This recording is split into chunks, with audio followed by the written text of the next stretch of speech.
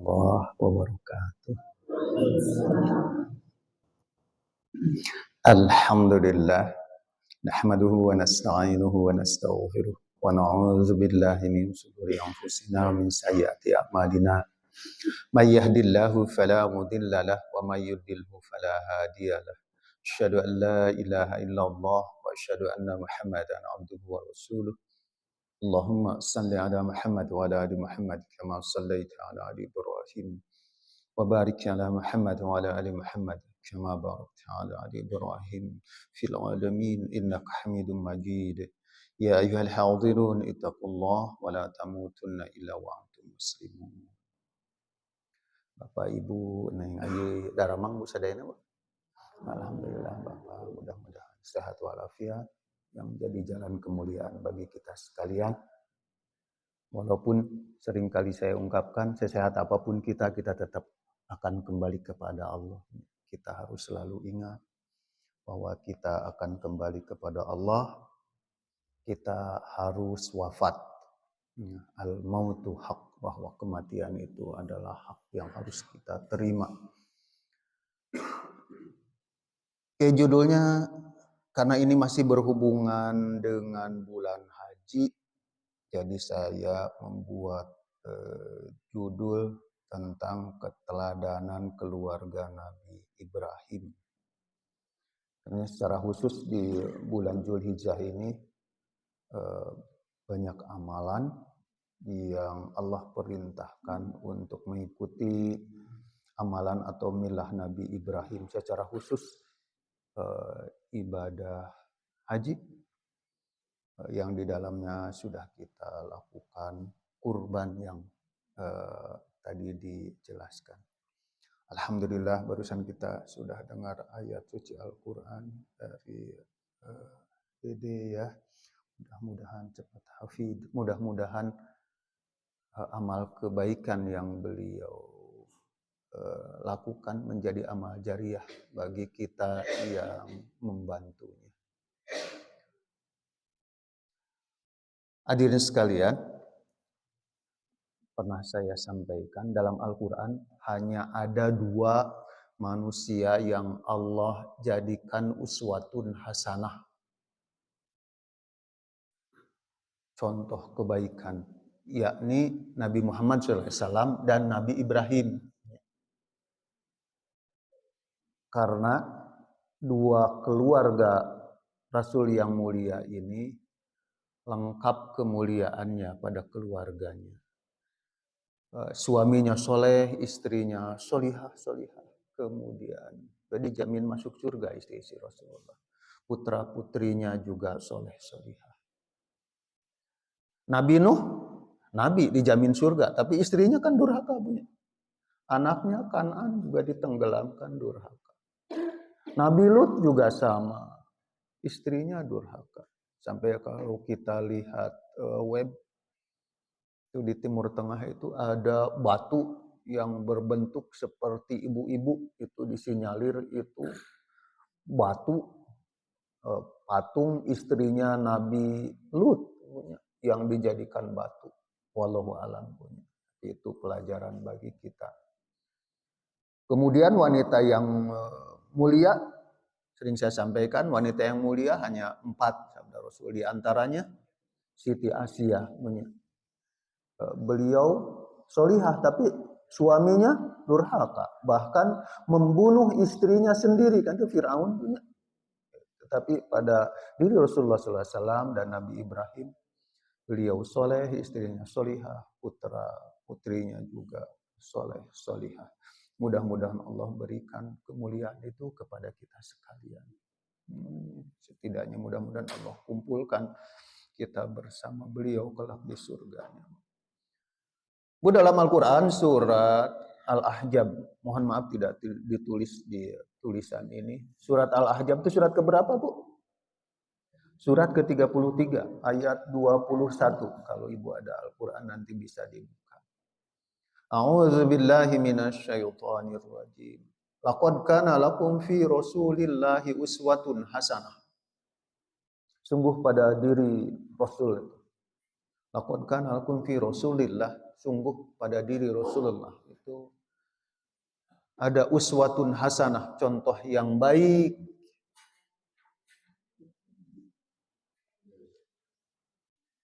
Enggak. Tanapi ibu majeng kapayun sak kapalih tiasa. Alhamdulillah.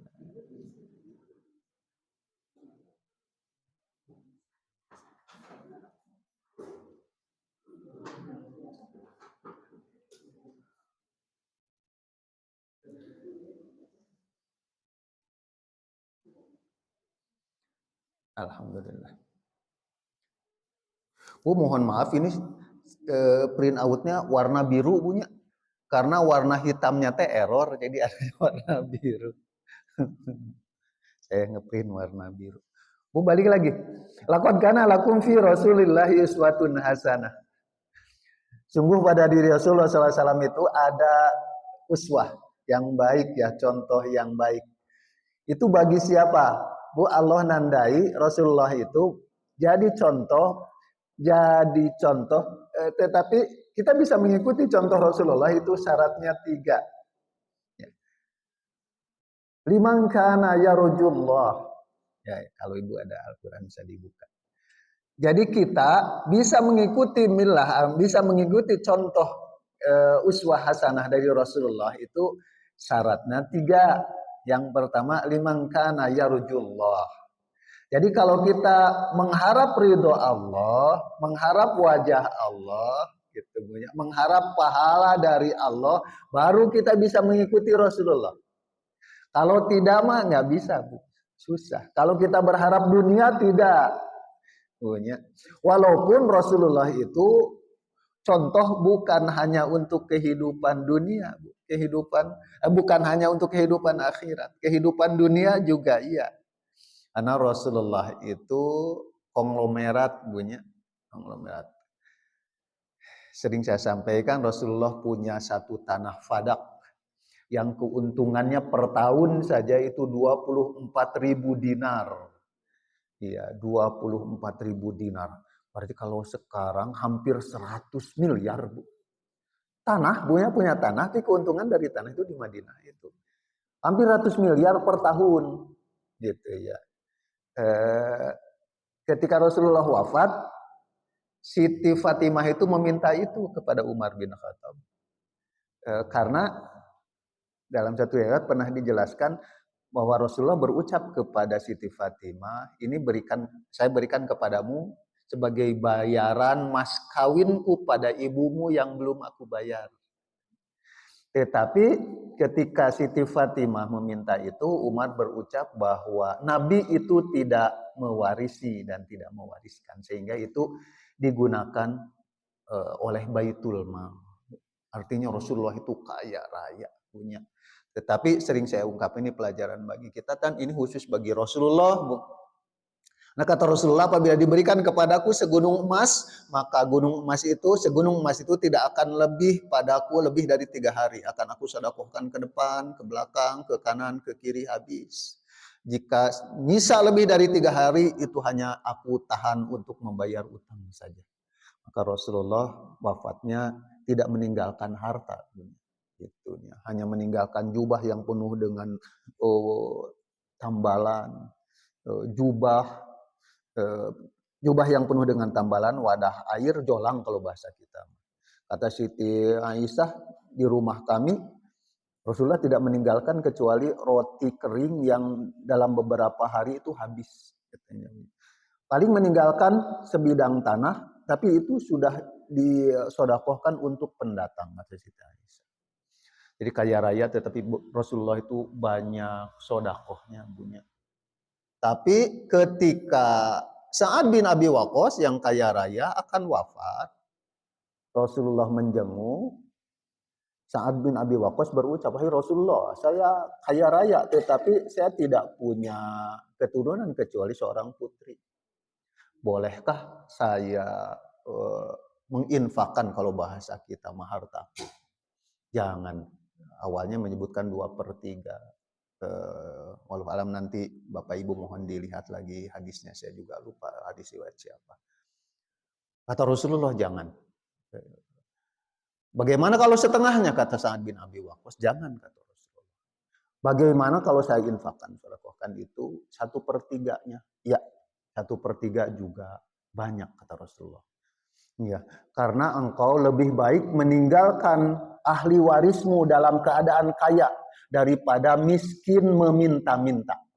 Jadi kalau ibu banyak harta, kita mah beda dengan Rasulullah. Jadi itu kita sisakan untuk warisan untuk anak-anak keturunan kita sehingga mereka mulia tidak meminta-minta. Itu pesan Rasulullah kepada Sa'ad bin Abi Waqqas. Liman kana yarjullah. Jadi yang pertama yang bisa mengikuti Rasulullah itu apabila kita berharap ridho Allah. Ya, Bu. Walaupun Rasulullah mencontohkan banyak hal, pendidikan terbaik, perang beliau jenderal terbaik, dalam keluarga beliau suami terbaik, dalam keluarga beliau ayah terbaik, dalam ekonomi beliau leader ekonomi, beliau kaya raya, punya. Wah, sistem perdagangan yang paling hebat itu sistem perdagangan Rasulullah. Saya pernah lihat ini, Bu. Saya pernah lihat. Ini orang Bali, Bu. Ini pelajaran bagi kita ya, Bu. Ada orang Bali jualan gitu, Bu. Cara jualannya gini. Kepada pembeli itu saya membeli barang ini 100 misalnya contoh punya 100 ribu. Mangga Bapak Ibu mau ngelebihin berapa? Gitu punya. Iya. Kira-kira gitu ya, dagang Rasulullah. Ini disoroti oleh KDM. Bu, terang KDM? Bapak Aing. Bapak Aing. Kata KDM, itu saya lihat videonya kata KDM. Ah, Bapak bagus katanya. Jualan Bapak ini ala Rasulullah. Kata KDM. KDM kan pernah menjadi apa ya? Himpunan mahasiswa muslim ya? Betul, Bu. Bu, saya mengharap Bapak Ibu teh kaya raya gitu, Bunya. Aduh. Bu, yang terkaya di Indonesia siapa, Bu? Prayogo Pangestu kalau tidak salah. Prayogo Pangestu itu kekayaannya saat ini sekitar 715 gitu, Bu. Itu pokoknya 715 triliun. Yang terkaya di dunia saat ini Elon Musk. Elon Musk itu kekayaannya sekitar 3.000 gitu, sekitar 3.000 triliun. Elon Musk. Tetapi Elon Musk tuh kalah sama orang yang kaya raya sahabat Rasul di zaman Rasulullah. Siapa tuh, Bu? Abdurrahman bin Auf. Itu dalam satu referensi saya baca. Itu kekayaannya 72.000 triliun. Bu, jadi dibandingkan dengan Elon Musk itu hanya 4%-nya dari kekayaan Abdurrahman bin Auf. Sehingga jangan heran, istri Rasulullah SAW, begitu Rasulullah wafat itu dijamin oleh Abdurrahman bin Auf. Wah, keren bunyi. Padahal itu dijamin masuk surga kan Abdurrahman bin Auf. Jadi pertanyaannya, Bu, kata Rasulullah, saya diperlihatkan,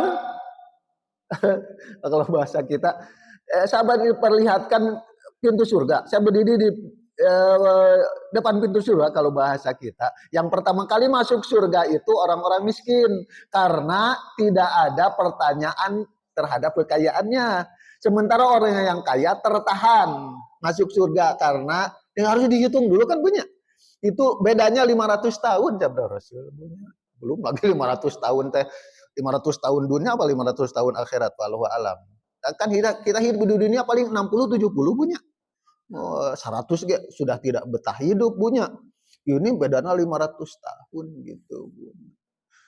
Karena harus dihitung. Jadi yang duluan masuk surga itu yang miskin. Pertanyaannya, Ibu, mending kaya mending miskin, Bu? Oh, mending kaya. Kelalaman. Mending kaya, Bunya. Wah, balik ya sering saya ungkapkan. Yang pertama kali masuk surga siapa, Bu? Rasulullah kan? Gitu, karena memegang kunci surga. Yang kedua, Abu Bakar As-Siddiq. Yang ketiga Umar. Terus gitu di dalamnya ada tadi Sa'ad bin Abi Waqqas, Abdurrahman bin Auf, terus punya 10 itu di antara hadis itu. Bu, Abu Bakar kaya nggak, Bu? Kaya raya Bunya. Sering saya ungkap-ungkap karena Abu Bakar pernah membebaskan 7 budak di antaranya muadzin Rasulullah Bilal bin Rabah. Harganya berapa, Bu? 30.000 dinar. 30.000 dinar itu kalau uang kita sekarang sekitar 120 miliar, Bu. Ya, satu budak itu. Jadi kaya raya, tetapi kekayaannya digunakan untuk kebaikan, sehingga tetap masuk surganya duluan. Jadi balik lagi, Bu, mending kaya mending miskin? Mending kaya tapi soleh. Itu pertanyaan itu sudah otomatis, Bu. Saya juga mau begitu, Bu. Mudah-mudahan kita semua Allah kayakan dalam kebaikan, masuk surga duluan bersama Rasulullah. Di surga Firdaus yang mulia. Intinya mudah-mudahan Allah masukkan kita ke dalam surga Firdaus bersama Rasulullah sallallahu alaihi wasallam. Bu, liman kana yarjullah, yang berharap ridho Allah. Yang kedua apa, Bu? Wajah karola kasih loh, itu yang ketiga. Laqad kana lakum fi Rasulillahi uswatun hasanah liman kana yarjullah wal yaumal akhir. Wal yaumal akhir, yang kedua berharap pahala akhirat. Bu, tandain. Yang bisa mengikuti Rasulullah itu apabila kita berharap pahala akhirat.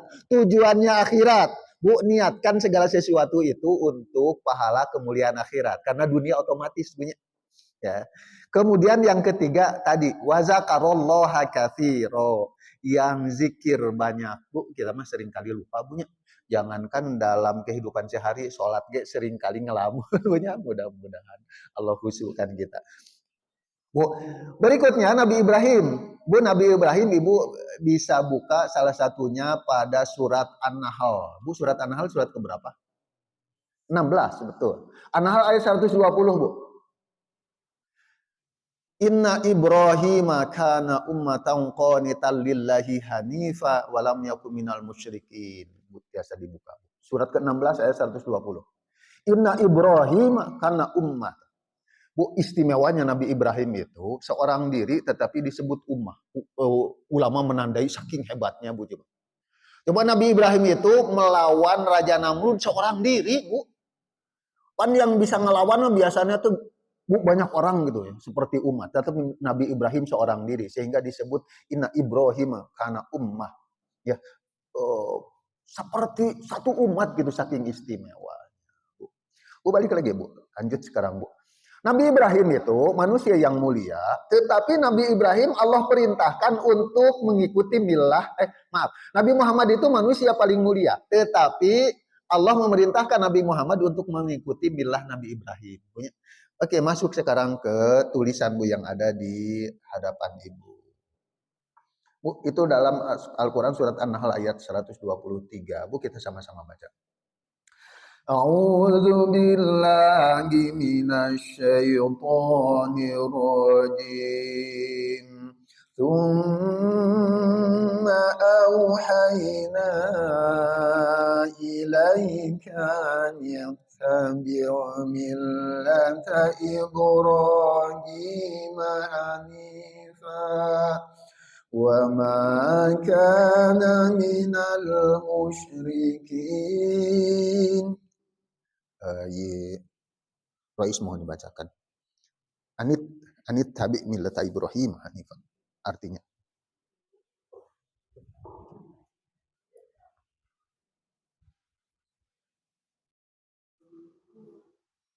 kemudian kami wajibkan kepadamu Nabi Muhammad, ikutilah agama Ibrahim sebagai sosok yang hanif dan tidak termasuk orang-orang musyrik.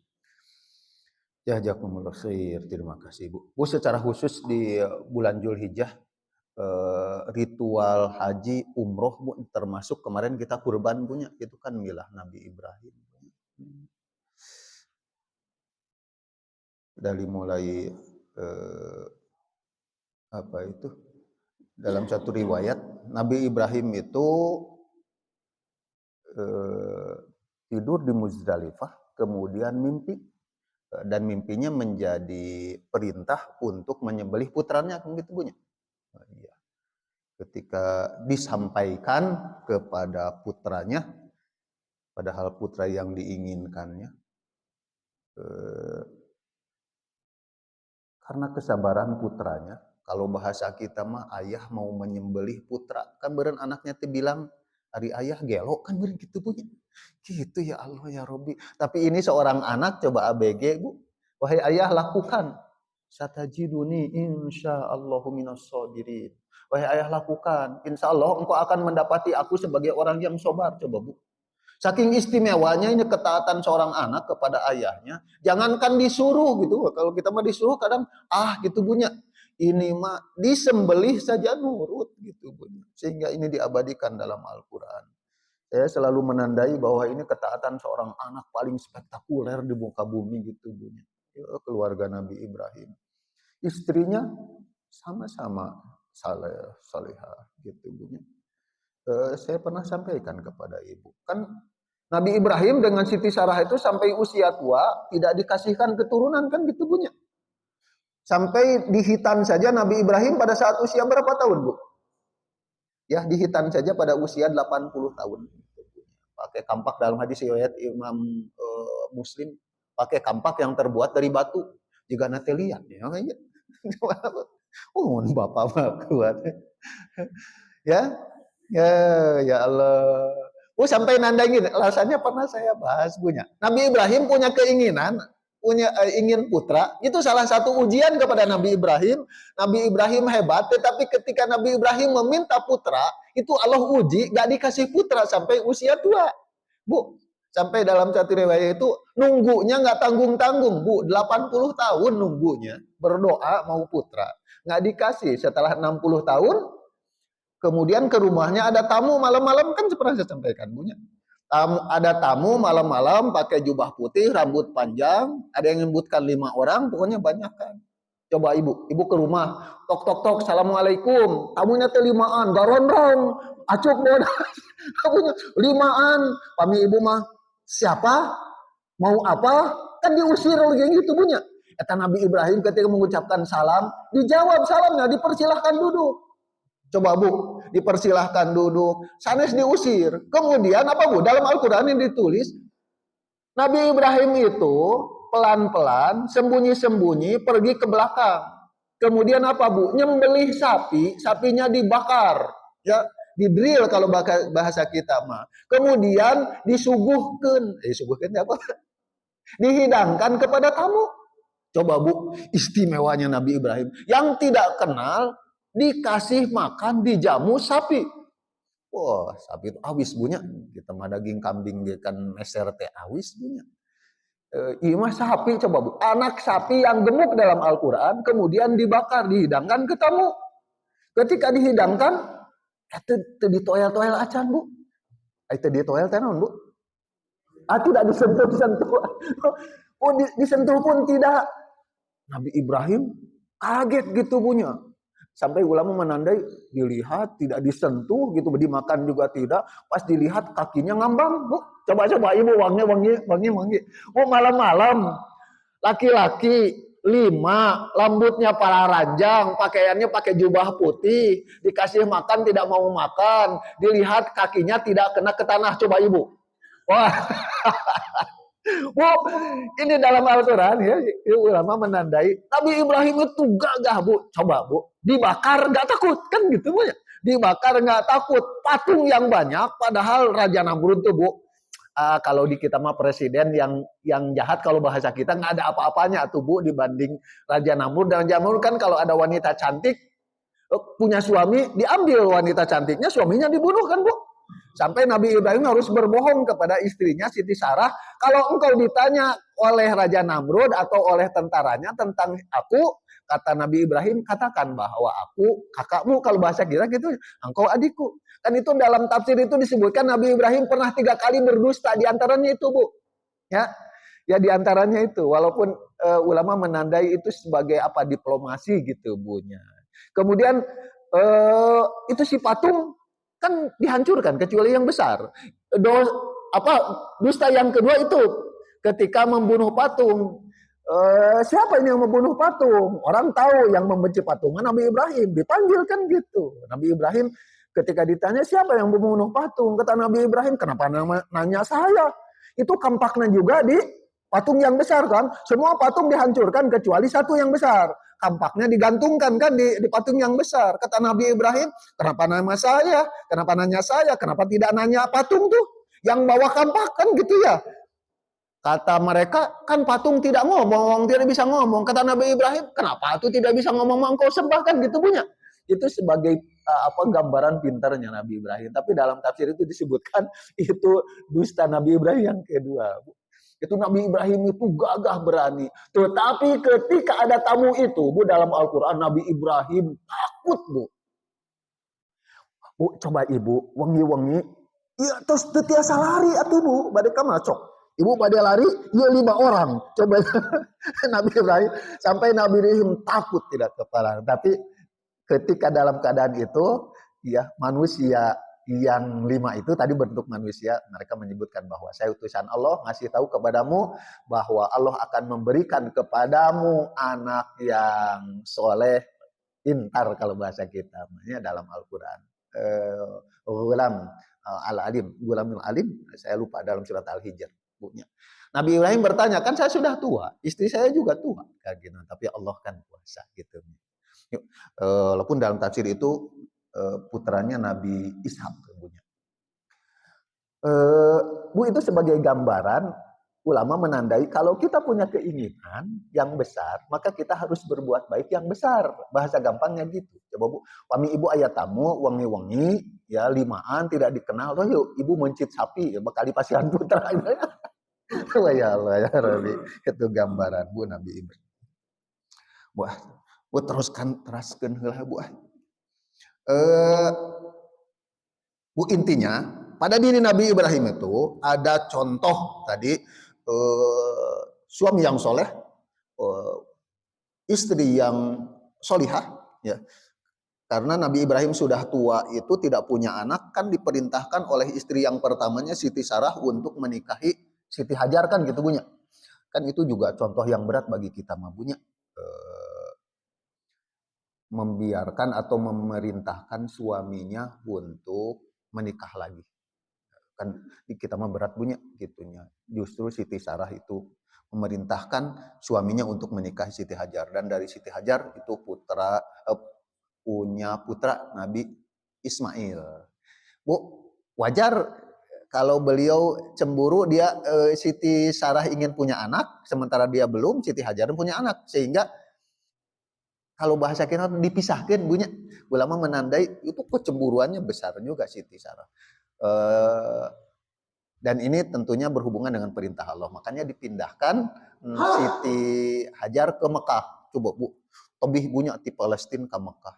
Ya, seorang diri dengan bayinya. Itu sebagai gambaran kesolehan suami, istri, sama putra. Rasulullah pernah ditanya tentang amal yang paling banyak memasukkan ke dalam surga. Baik dibaca artinya saja. Walaupun di Suila Rasulullah, saya bacakan dulu Arabnya saja. Mohon maaf ada Arab gundulnya. Suila Rasulullah sallallahu alaihi wasallam an aktsari ma yudkhilun nas al jannah faqala taqwallah wa husnul khuluq wa suila an katsiri ma yudkhilun nas an nar faqala al famu wal farj. Jadi artinya Rasulullah Shallallahu Alaihi Wasallam ditanya mengenai perkara yang banyak memasukkan seseorang ke dalam surga. Beliau menjawab, bertakwalah kepada Allah dan berakhlak yang baik, akhlak mulia. Beliau ditanya pula mengenai perkara yang banyak memasukkan orang ke dalam neraka. Jawab beliau, perkara yang disebabkan karena mulut dan kemaluan. Riwayat Tirmidzi dan Jazakumullah khair. Bu, yang paling banyak memasukkan manusia ke dalam surga adalah akhlak mulia. Nanti ditandai akhlak mulia itu yang paling utama setelah kepada Allah dan Rasulnya, kepada orang tua, kemudian kepada keluarga, kepada sesama manusia, dan juga kepada makhluk. Kemudian yang paling banyak memasukkan ke dalam neraka, Bu, tandai yang paling banyak memasukkan ke dalam neraka itu 2 lubang sabda Rasul, yakni lubang mulut dan lubang kemaluan. Yang paling banyak memasukkan manusia ke dalam neraka akibat ucapan dan akibat perzinahan. Yang paling banyak memasukkan ke dalam neraka. Dua mulut ini ulama juga ada menandai selain ucapan. Kalau ucapan sudah jelas, sabda Rasul, yang paling banyak menyebabkan manusia tersungkur masuk ke dalam neraka itu adalah ucapan lidah lisan punya. Walaupun ulama menandai yang masuk ke dalam mulut itu kan makanan punya. Ya itu juga yang menyebabkan. Jadi makanan secara khusus makanan haram punya. Kan Indonesia korupsinya nyaris number wahid punya, nomor 1 di Asia Pasifik tuh Bu. Aduh mengerikan punya. Sampai sekarang yang paling besar berapa triliun? Yang itu teh oplosan BBM oplosan kalau dikumpul-kumpul itu sampai 1.000 triliun, hampir 1.000 triliun punya. Aduh ya Allah ya Rabb. Ibu sing benghar tapi halal punya. Bu, jadi saya ingat itu sebelum lanjut. Ibu ada suka pakai Wardah? Wardah. Ibu Wardah itu orang Muslim, Bu. Orang Padang. Bu, infak beliau, zakat infak sedekah beliau per tahun sekitar 52 apa 58 miliar per tahun. Hebat punya. Ibu masih muda, ibu seperti ibu masih muda. Coba Bu. Orang koyong tuh Bu sedekah 58 miliar per tahun. Oh, keren. Bu, kekayaannya ibu pemilik Wardah itu 24 triliun. 24 triliun, Bu. Deh, Bu. Saya nandai juga KDM gubernur kita. Itu per hari beliau kalau muter membantu orang yang miskin, itu per hari beliau mengeluarkan uang 30 juta. Ibu kantos ninggal gitu ya, orang yang lagi ngedorong dikasih, ada motor mogok dibantu gitu punya, ada orang fakir miskin, orang cacat dibantu. Beliau per hari 30 juta. Berarti kalau per bulan berapa Bu? 900 juta punya. Hampir 1 miliar. Kalau setahun berapa Bu? Setahun sekitar 10 miliar per tahun. KDM punya. Harta kekayaan beliau itu 12 miliar, 12,2 miliar. Bu, yang saya soroti, hebat gitu punya. Coba, per tahun beliau sedekah hampir sama dengan hartanya. Harta beliau 12 miliar, tetapi beliau infak sedekah per tahun 10 miliar. Bu, saya nggak bisa ngikutin itu. Bu, coba kalau saya punya rumah, mobil, 1 miliar atau 1 miliar setengah yang punya. Kurang setahun sedekah 1 miliar setahun. Aduh, tak acan sanggup bagi punya. Bu, walaupun Ibu Wardah mudah-mudahan kita bisa ngikuti. Tapi dari segi persentase Ibu Wardah 58 miliar per 24 triliun. Kalau KDM 10 miliar dibagi 12 miliar. Hampir 100%. Makanya kata Rasulullah, kalau dari segi jumlah mungkin itu lebih banyak. Tapi dari segi persentase ini lebih banyak. Maka Rasulullah ketika ada sahabat sedekah infak untuk perang dan untuk yang lainnya, ada yang ibu-ibu ada yang ngasih cincin gelang gitunya, ada yang diketawain gara-gara bawa kurma sawadah kalau bahasa kita, diketawain tuh Bu, tapi Rasulullah justru tersenyum.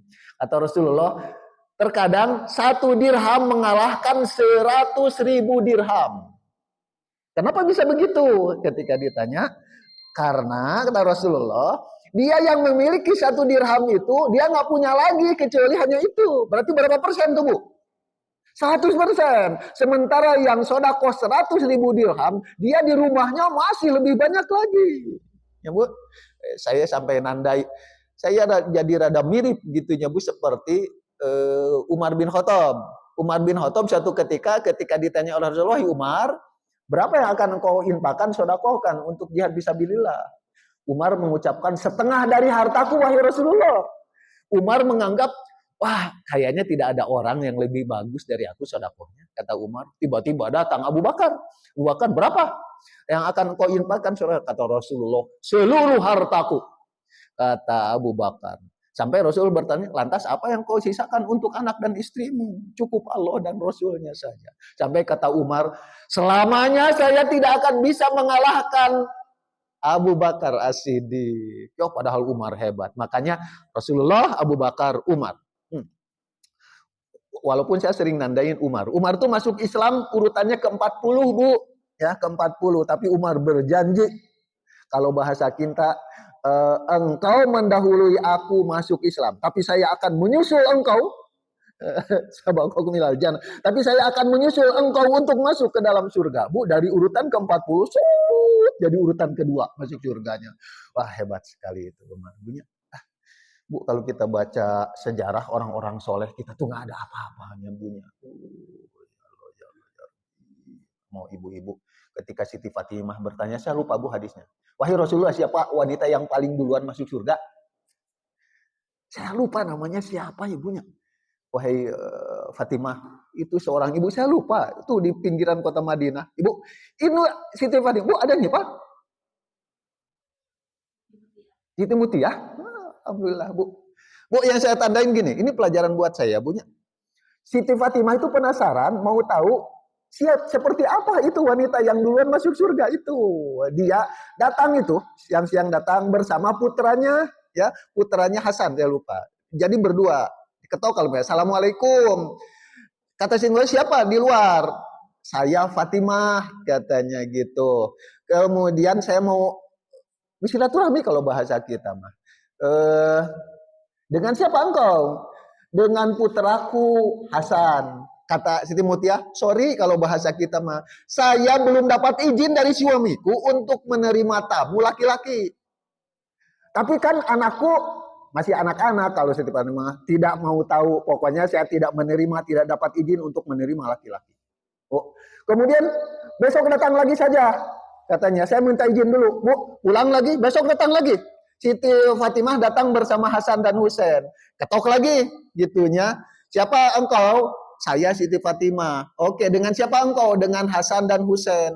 Sorry, gak bisa dibuka. Karena saya baru dapat izin dari suamiku untuk menerima engkau dan Hasan. Coba itu saking taat itu pada suami. Mohon engkau pulang lagi. Besok datang lagi. Bu, besok datang lagi. Sudah dapat izin tuh, besok masuk. Kemudian kalau bahasa kita mah apa yang kau lakukan?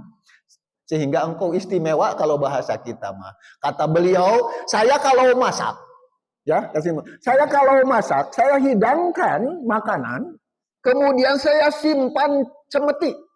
Bu, cemeti itu pecut, Bunya. Saya simpan cemeti dan saya sampaikan kepada suamiku, wahai suamiku, apabila masakanku tidak enak, silahkan engkau, cemeti itu apa Pak? Pecut gitulah, silahkan engkau pecut aku. Bu, borolah ngalawan kalau bahasa kita Bunya. Aduh. Sampai teman di Mekah Bunya. Ya mudah-mudahan berangkat bagian. Dan Ibu, Bu, saya mah nyindiran saya, Bu, saya kepada istri, aduh ya Allah. Saya sih ungkap-ungkap Bunya.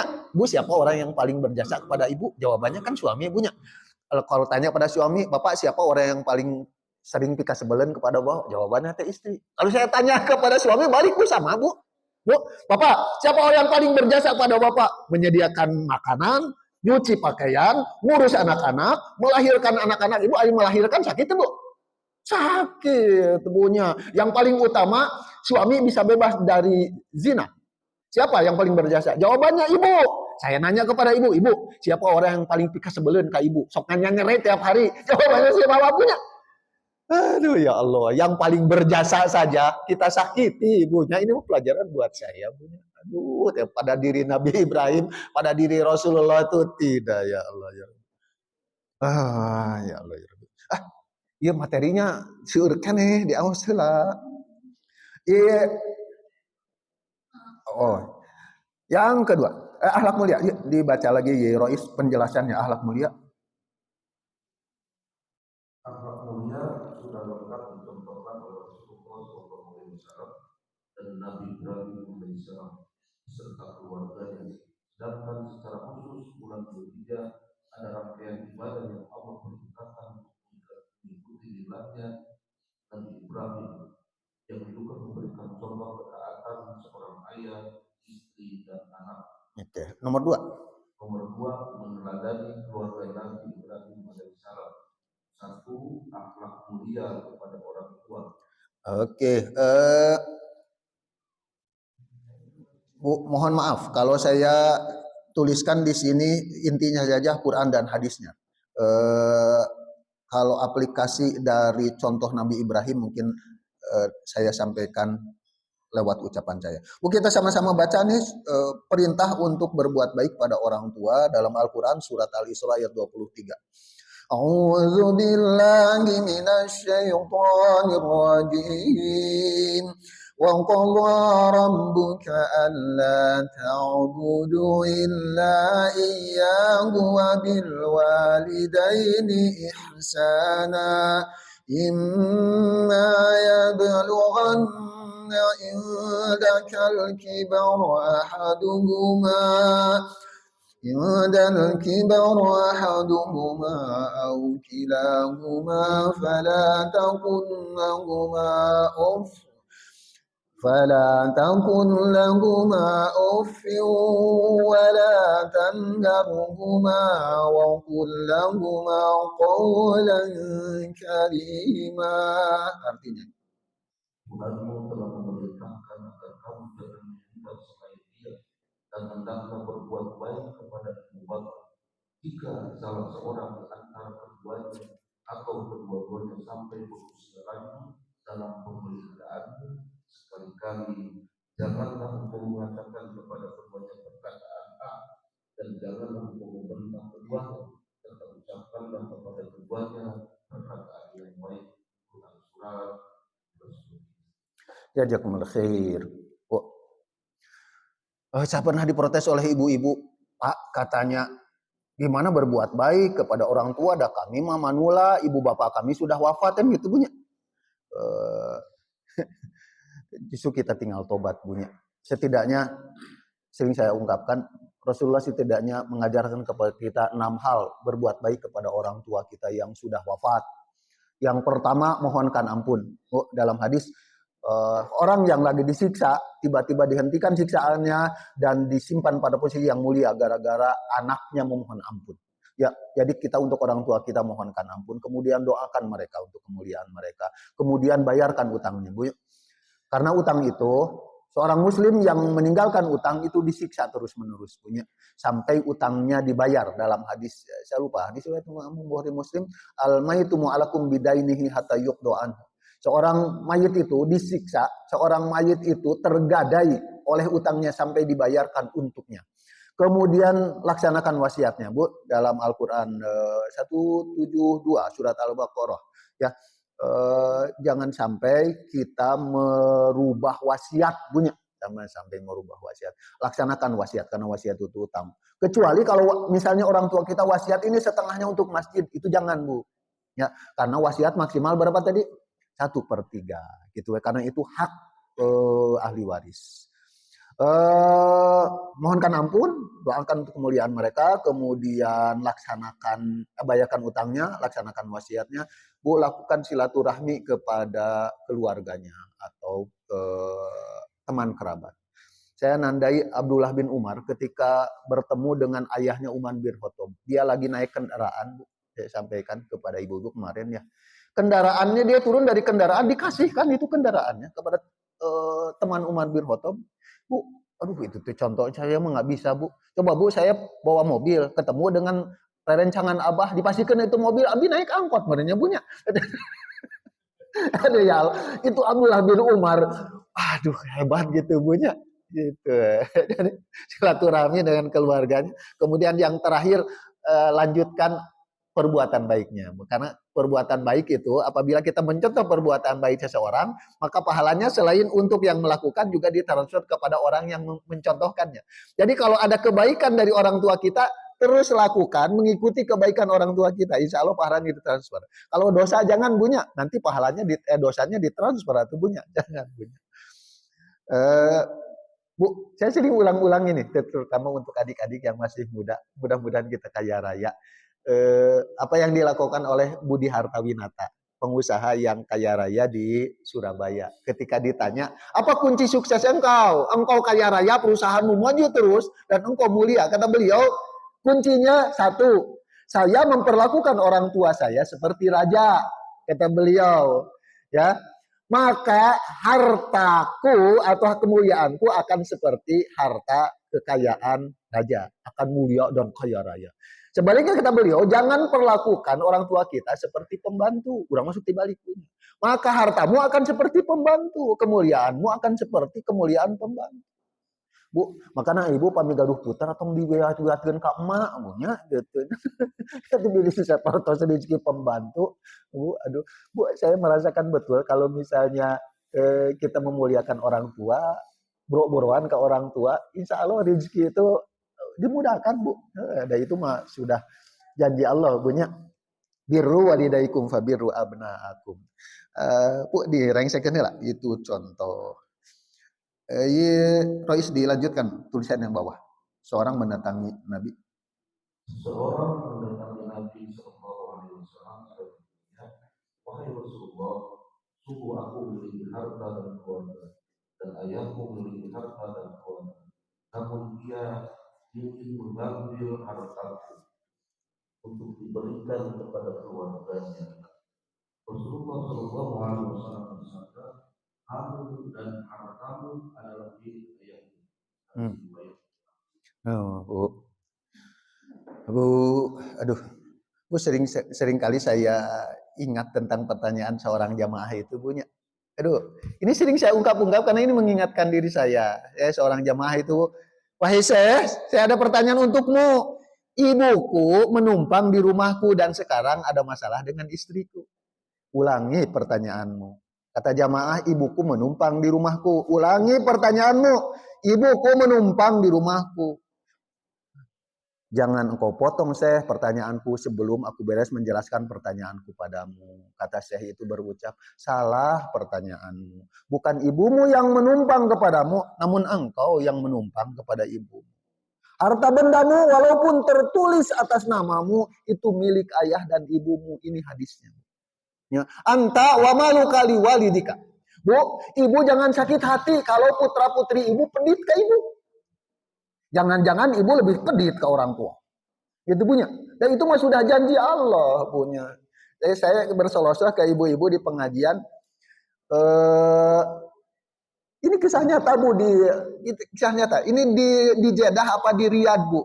Di Jeddah apa di Riyadh saya lupa. Seorang pensiunan datang kepada hakim. Seorang pensiunan datang kepada hakim. Pak Hakim, saya ada masalah. Saya mau mengadu kepada engkau. Kenapa? Katanya. Aku ada masalah dengan kakakku. Si hakim itu kaget karena dia sudah tua. Berapa usiamu? 60 tahun. Apa pekerjaanmu? Saya pensiunan abri kalau bahasa kita mah. Berapa usia kakakmu? Sekitar 65 tahun. Apa masalahnya? Katanya. Saya setiap bulan membagi hartaku 2. Setengahnya untuk ibuku dan kakakku. Jadi ibunya diurus oleh kakaknya. Setengah gajinya diberikan kepada mereka berdua. Setengahnya untuk keluargaku. Karena saya harus kerja menjadi tentara di Al-Qasam. Tebih lah gitunya, Bu.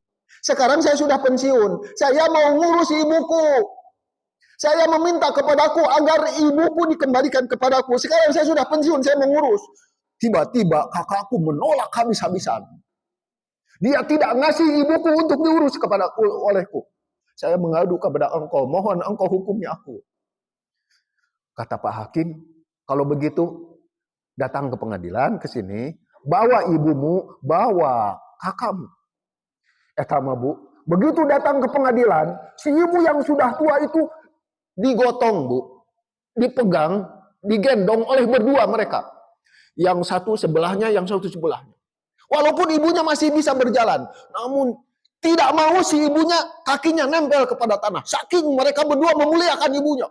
Gotong, didudukan. Oke, begitu dibuka. Oke, jelaskan. Wahai Pak Hakim, sebagaimana saya sudah jelaskan kepadamu yang lalu. Tapi sekarang biar kedengaran oleh semua. Engkau sampaikan. Wahai Pak Hakim, saya sampai usia 60 tahun membagi gaji saya untuk ibuku dan kakakku yang ngurus. Sekarang saya sudah pensiun, saya mau ngurus. Namun kakakku menolaknya. Kemudian hakim berbalik kepada kakaknya. Wahai saudaraku, benarkah pengaduan adikmu? Iya, betul Pak Hakim. Saya demi Allah tidak akan ngasih ibuku diurus oleh adikku.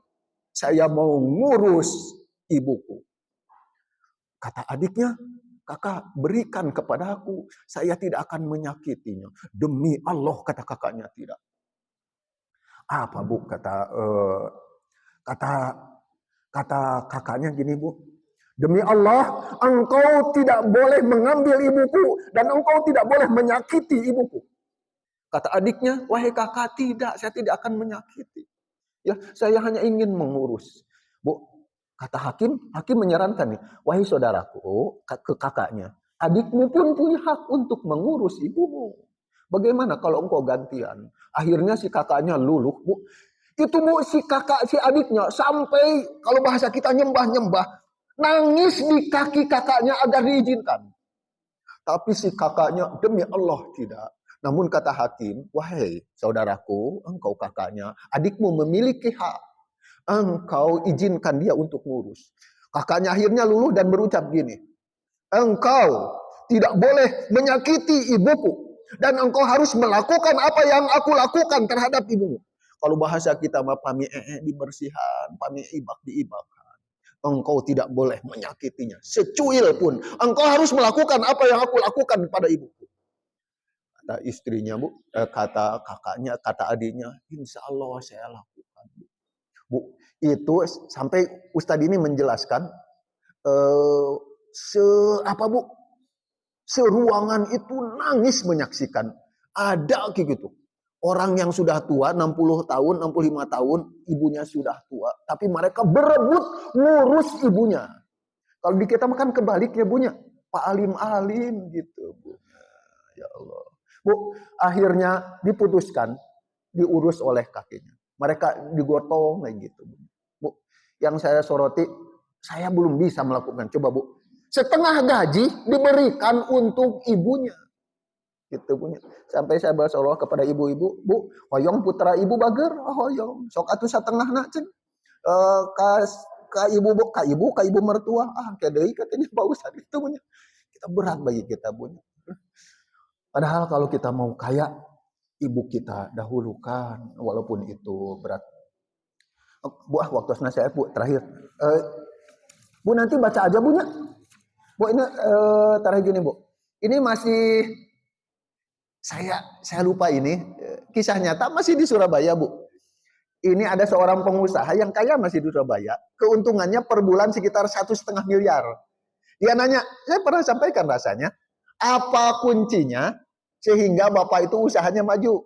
Kata si bapak, jangan nanya saya, nanya istri saya saja, katanya gitu. Ya, tapi ditanya ke istrinya, Bu, ibu, apa rahasia suami ibu sampai sukses? Kalau bahasa kita mah, usahanya maju terus mulia. Itu jawaban ibu, Bu, pelajaran bagi ibu-ibu, walaupun ini saya sering kali berdiskusi dengan istri saya. Kata istrinya, katanya, saya setiap kali nerima uang dari suami saya, katanya, saya tidak ambil itu uang, kecuali tangan suami saya diambil, dipegang, dicium, dan saya doakan. Ya, berdoa. Jadi sebelum dicium dan sebelum didoakan, nggak diambil itu uang. Ya, ya Allah, kalau bahasa kita mah, sing diberkahkan, sing digambil.